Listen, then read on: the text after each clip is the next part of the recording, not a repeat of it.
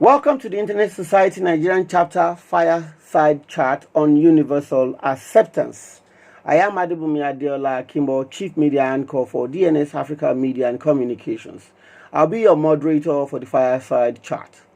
I have with me the indefatigable, distinguished Vice President of the chapter of the Internet Society Nigeria, Engineer Kunle Olorundare. You are welcome to introduce yourself. All right, thank you very much, Mr. Moderator. It's my pleasure to be here, and my name is Engineer Kunle Olorundare, and I'm the Vice President of Internet Society here in Nigeria, and I'm excited to be on this Fireside Chat, which of course is in commemoration of Universal Acceptance Day, which is going to be celebrated tomorrow. Thank you. Okay, so moving forward, let's go into the business of the day. What is universal acceptance? All right. Universal acceptance, popularly shortened to be UA, is the concept of removing all technical barriers that might hinder a user from accessing any name in any TLD. TLD simply means top-level domain from any web browser, email, or other internet application on any computer or even electronic device. Okay, why is it important? Why is it important? You see, the internet is now critical to the way we live our lives, and you will agree with me that everybody uses the internet, and everyone should be able to freely use it without any technical barrier being in the way. So I think this is why it is important. Okay, so can you expatiate further? What is a TLD? All right. TLD, like I earlier said, stands for top-level domain, and this is a portion of the internet naming structure, globally recognized and unique identifiers such as email addresses and website names belong inside a TLD. You use the word global. Are you trying to say IDN TLD? What does that imply? All right. So IDN TLD simply stands for Internationalized Domain Name Top Level Domain.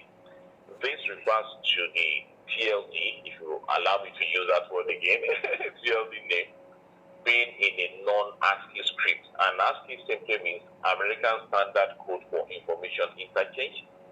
That is, it uses characters other than the Latin alphabet, which of course is the alphabet that is being used, in the normal script of, Latin. The addition of IDN TLDs permit people to make use of names in many more languages than could be achieved in the original set of TLDs. So why is UA an issue? Why is universal acceptance an issue? All right. So UA, which of course, like you rightly said, universal acceptance in full, it's an issue. And this is because, you see, users are experiencing bugs when trying to use many TLDs in their browsers, email, and other applications. This contributes to a chicken or the egg problem. Users don't exhibit enough interest to get bugs fixed because the bugs prevent users from becoming interested and vice versa. As a result of this is not just a bug for users, it is a bug for all working to expand the internet. And as a matter of fact, this is a problem that we all need to solve together. True. Okay, so what is happening at the end user level? Okay, so like I was trying to explain the other time, at the end user level, bugs appear in a few ways. One bug prevents someone from using an email address because the software doesn't believe the name is legitimate. The bug may be simply omitting the top-level domain from a list, or it may be an interactive rejection of a name as not valid. Another bug is a failure to convert from a user's rating, that is, when you are typing written input into the internal format used on the internet, and conversely, to display identifiers in the user script. The underlying format is in ASCII, And like I said the other time, ask the bank for American Standard Code for Information Interchange.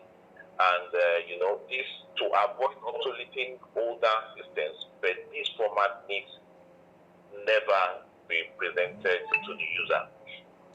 And to add more to that, in certain circumstances, browsers are not recognizing and rendering the new generic top-level domains, and for short we say GTLD, in the correct script, such as the Chinese language address displayed as a similar random list of letters and figures. And email addresses written in non-English letters hence being accepted as well. So, and this is the reason why, the user level needs to be taken care of. Okay, so who is affected by the universal acceptance? Oh, this is a very good question. And you see, internet service consumers, and I believe you yes. are also true, very true, very just true. like my own self, and of course, needing or wanting to make use of identifiers in top-level domains that experience technical faults are affected by lack of universal acceptance. Why? Because we won't be able to, browse effectively. Notably, but not exclusively, this includes people whose written language is not based on, ASCII. A secondary effect is on providers who will benefit by accepting and offering these identifiers.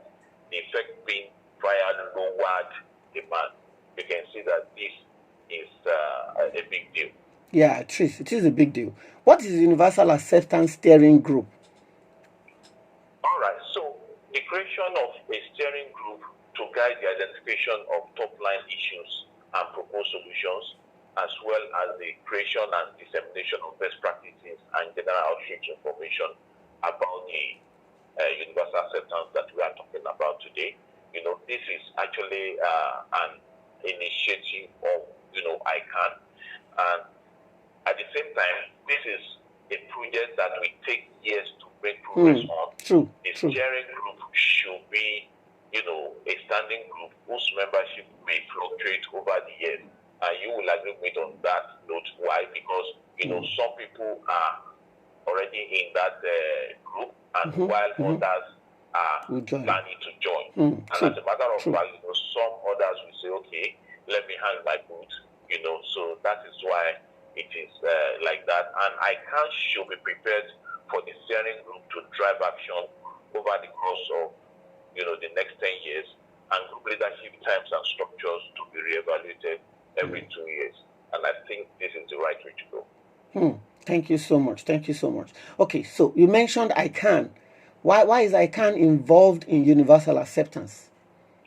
All right, so the community ICANN serves, right, has goals of achieving a means to have unique identifiers, support the real-world communications of the global population.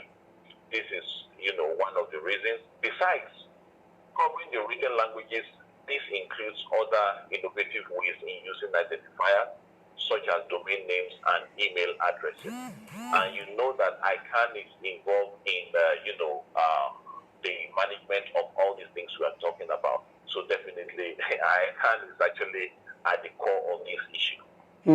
ICANN. So, with this information, what do you think ICANN is expecting to happen?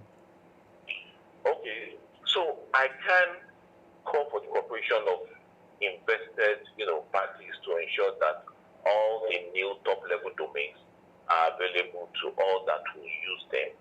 And of course, you and I are part of this, parties that we are talking about. True, very true. So what is ICANN's role in the Universal Acceptance Steering Group? What is ICANN's role? Okay, ICANN's role is that of coordinator, just like a coordinator, and sometimes a catalyst. And of course, they can also be, a supporter. And as a matter of fact, ICANN is also an advocate, and we can also see ICANN as a manager of the work streams. Staff should project manage and publish outcomes and provide budget as appropriate to support the initiative. They should also act as a secretariat for the Universal Acceptance Initiative. And that is what they've been doing. Wow. So we should give kudos to them. Good. Great. Very great information. So if I should need information or I want to question, universal acceptance, where do you advise someone who is trying to grab the information? Where do you think such a person should go to? Okay, so if you have concerns, like maybe you have questions, you can submit that to customer service at ican.org. And of course, you can also visit the resource section of the ICANN website. That is www.ican.org. When you get to the website, just navigate, you look around for, resource, and you see universal acceptance. Click on it, then you see all the information that you need. Okay, so what's your final take? You've been giving us, feedbacks. So far, so good. What's your final take on universal acceptance? All right, so my final take on universal acceptance is that I think this is a task that must be done, and I think all hands should be on deck while we ensure that all, domain names are universally accepted, even on the internet, so that I can communicate with somebody in, Saudi Arabia, and of course, maybe somebody in China. And, this will definitely bring about, maybe business opportunities and so many other opportunities. So I think all hands should be on deck so that we can achieve universal acceptance. Okay, so on that note, I would want you as the representative to give us your statements on tomorrow's program.